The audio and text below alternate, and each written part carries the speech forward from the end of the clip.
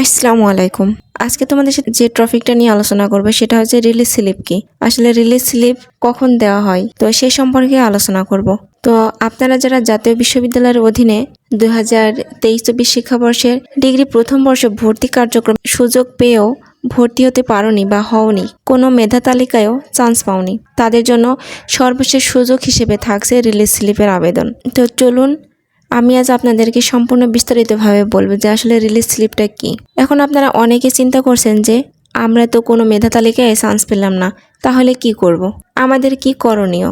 তো যারা জাতীয় বিশ্ববিদ্যালয়ের অধীনে অনার্স বা ডিগ্রি প্রথম বর্ষে ভর্তি হতে পারেনি, তাদের করণীয় হলো জাতীয় বিশ্ববিদ্যালয়ের অধীনে 2023-24 শিক্ষাবর্ষের ডিগ্রি প্রথম বর্ষে ভর্তি কার্যক্রমে যারা সুযোগ পেয়ে ভর্তি হতে পারেনি বা হয়নি, এমন কোনো মেধা তালিকায় চান্স পায়নি, তাদের জন্য সর্বশেষ সুযোগ হিসেবে থাকছে রিলিজ স্লিপের আবেদন।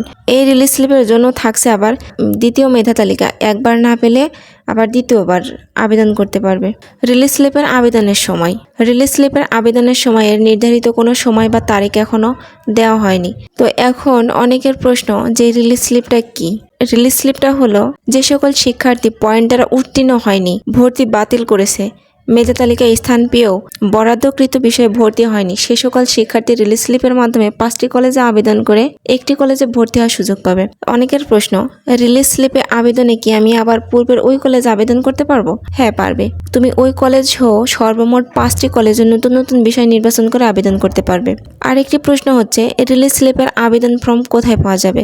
এই রিলিজ স্লিপের আবেদন ফর্ম শুধুমাত্র অনলাইনে পাওয়া যাবে, এটি কলেজ থেকে দেওয়া হয় না। যে কোনো অনলাইনের দোকানে গেলে, যেখানে তুমি অনলাইন করবে সেখানে গেলে তুমি অনলাইন ফর্মটি পেয়ে যাবে। আরেকটি প্রশ্ন, রিলিজ স্লিপের ফর্ম কি কলেজগুলোতে জমা দিতে হবে? না, কলেজে জমা দেওয়ার কোনো দরকার নেই, এটি তোমার কাছে রেখে দিবে। আরেকটি প্রশ্ন হচ্ছে, আমি কোন 5টি কলেজ নির্বাচন করব?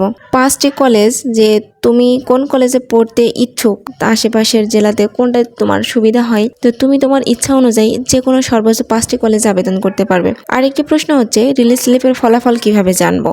আবেদন শেষ হওয়ার 5 থেকে 7 দিন পর ফলাফল প্রকাশিত হবে। তুমি তোমার মোবাইল থেকে SMS দিয়ে তুমি তোমার ফলাফল জানতে পারবে।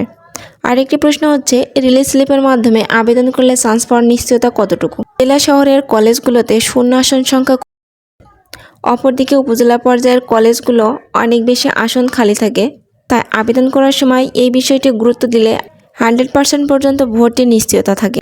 আরেকটি প্রশ্ন হচ্ছে, রিলিজ স্লিপ কোথায় কিভাবে পূরণ করতে হবে, অথবা রিলিজ স্লিপের আবেদন কোথায় করতে পারবে?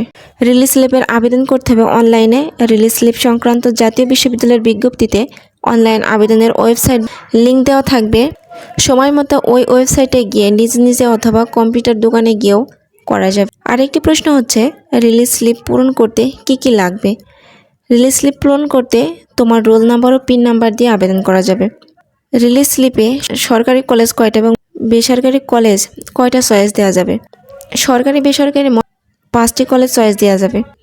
আরেকটি প্রশ্ন হচ্ছে, কোন কলেজে কোন বিষয়ে কতটি সিট খালি আছে তা কিভাবে জানবো? অনলাইনে রিলিজ স্লিপ ফর্ম পূরণ করার সময় কলেজের পাশে কয়টা সিট খালি আছে তা দেখবে। আরেকটি প্রশ্ন আছে, দ্বিতীয় মেধা তালিকায় যে সাবজেক্টটি এসেছে সেটাতে ভর্তি হব না, রিলিজ স্লিপ নিতে পারবো? হ্যাঁ, পারবে। আরেকটি প্রশ্ন হচ্ছে, রিলিজ স্লিপের মাধ্যমে যে সাবজেক্ট পাবো তা কি চেঞ্জ করা যাবে? না, চেঞ্জ করা যাবে না বা মাইগ্রেশন করা যাবে না। রিলিজ স্লিপে যে সাবজেক্ট পাবে সেই সাবজেক্টই পড়তে হবে। যদি রিলিজ স্লিপে আবেদন করার পর কোনো কলেজে সুযোগ না পাই, তাহলে কি আর ভর্তি হতে পারবো না?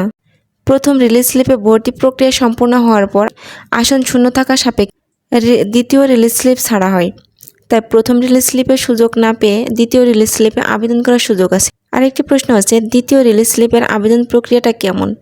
দ্বিতীয় রিলিজ স্লিপের আবেদন প্রক্রিয়াটি প্রথম রিলিজ স্লিপের মতোই। যারা প্রথম রিলিজ স্লিপে সুযোগ পেয়ে ভর্তি হবে না, তারা দ্বিতীয় রিলিজ স্লিপের আবেদনের সুযোগ পাবে।